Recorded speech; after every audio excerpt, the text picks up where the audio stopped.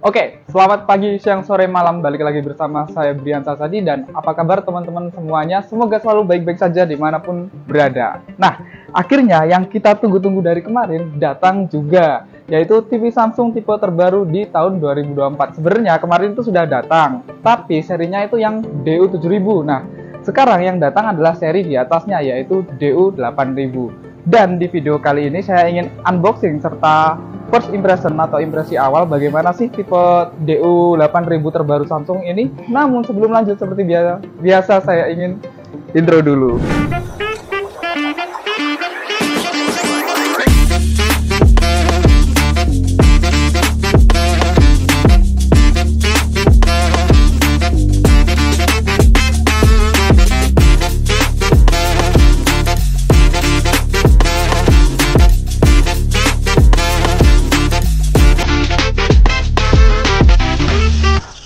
Oke, FYI aja ya, tipe DU8000 ini adalah penerus dari tipe CU8000 di tahun 2023 kemarin yang sudah discontinue. Untuk ukurannya sendiri, dia paling kecil mulai dari 43 in, kemudian 50 in, terus 55 in, 65 in, 75 in, dan yang paling besar di 85 in. Dan yang akan kita unboxing ini adalah ukuran 50 in. Oke. Kita bahas dari box atau kemasannya terlebih dahulu. Sebenarnya dari box atau kemasannya dia nggak ada bedanya sama tipe sebelumnya atau tipe TV Samsung tipe-tipe lainnya ya. Simple, polos, dan nggak ada gambar TV-nya juga. Cuman di sini ada keterangan Crystal Ultra HD, kemudian ada tipenya DU8000, ada ukurannya 50 in, 125 cm itu biasanya diagonalnya, panjangnya biasanya ya 125 cm. Di sini ada logo Samsung. Kemudian di sampingnya ini juga ada Samsung sama tipenya seperti yang di depan tadi.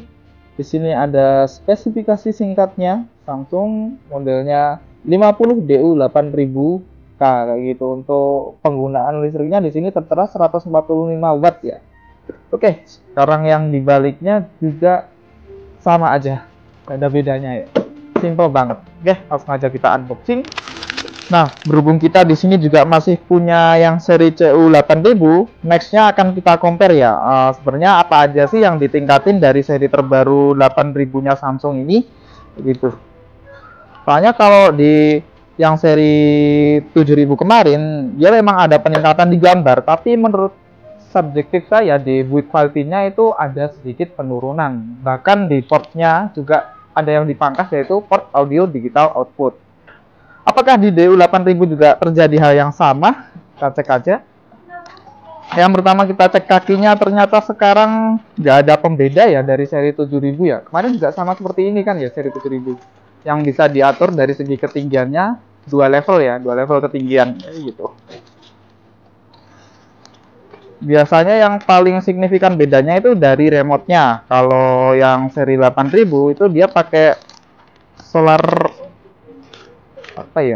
guard atau solar atau apa itu istilahnya. Intinya bisa diisi daya remote-nya menggunakan sinar matahari atau sinar lampu kayak gitu. Kita cek aja. Yap, sini remote-nya sepertinya mirip dengan yang seri 8000 atau CU8000 sebelumnya ya. Bentuknya lebih kecil dibandingkan yang seri 7000 dan pastinya ada panel solarnya. Nah, sama persis, gak ada bedanya. Jadi panel solarnya di belakang.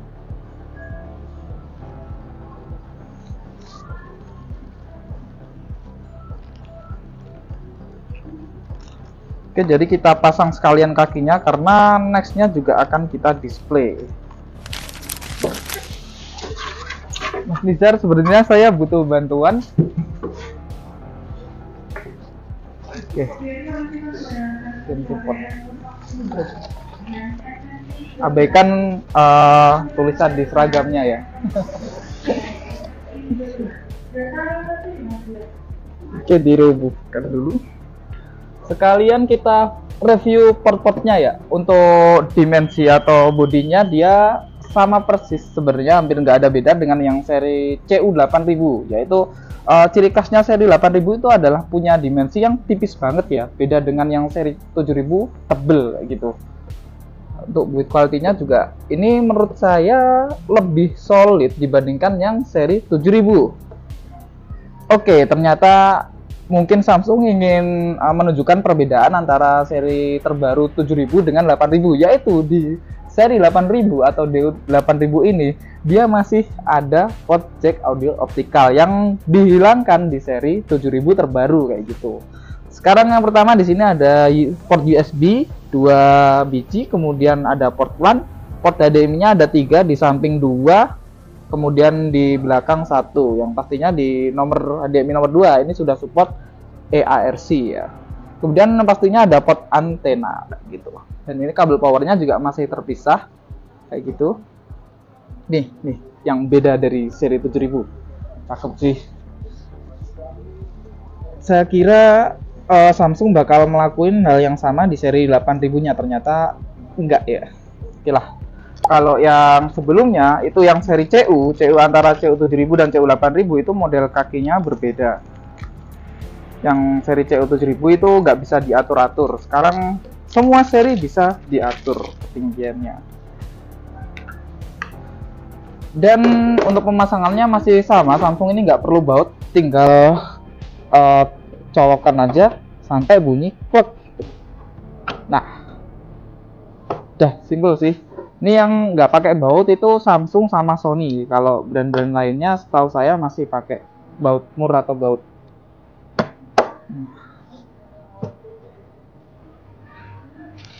Oke, sudah. Sekarang kabel powernya kita ambil.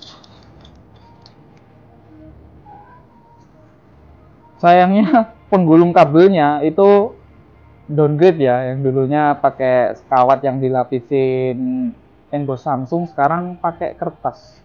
Mungkin biar lebih ramah lingkungan. Biasanya asalnya sih seperti itu ya.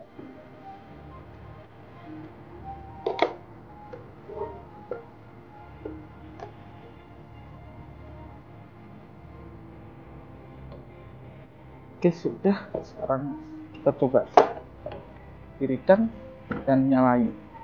Oke, ini adalah penampakan awal dari Samsung 50DU 8000. Ya, hampir nggak ada bedanya sama yang seri CU 8000 ya.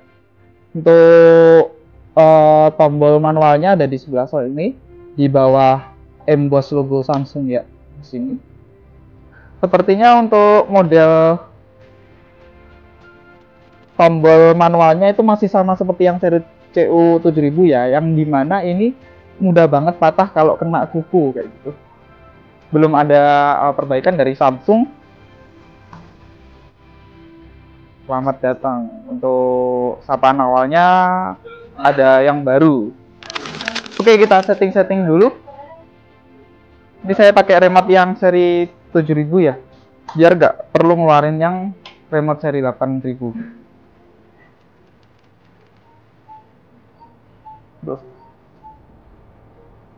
Untuk start awalnya masih sama seperti yang seri sebelumnya, dan ini juga sama dengan yang DU7000 ya. Sepertinya dari UI sih nggak ada yang jauh berbeda. Jenis panelnya pun juga sama ya, VA panel khas Samsung, namun VA-nya itu kualitasnya di atas rata-rata sih. Oke, mungkin ini aja ya first impression-nya. Untuk fitur-fitur terbarunya lebih lanjut kita bisa review di video selanjutnya dan kita compare langsung dengan yang seri CU8000. Apa aja yang beda di seri DU8000 terbaru ini. Oke, buat teman-teman yang mungkin ada pertanyaan silahkan tulis di kolom komentar, atau buat teman-teman yang sudah lebih dulu menggunakan seri DU8000 bisa sharing-sharing juga di kolom komentar. Saya Brian pamit undur diri, sampai jumpa di video selanjutnya.